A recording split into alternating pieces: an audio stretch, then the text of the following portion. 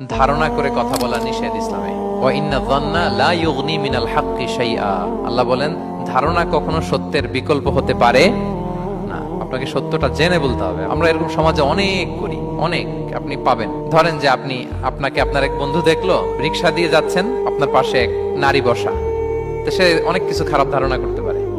এরকম হয় না সমাজে?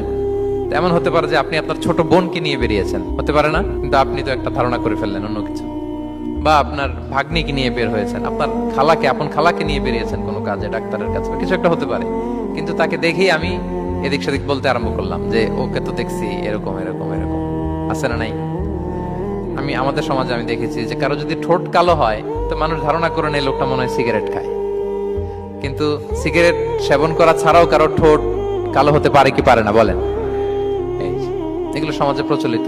বিয়ে করার পর ইমিডিয়েট যদি কেউ একটা গাড়ি কিনে বা হুন্ডা কিনে, এটা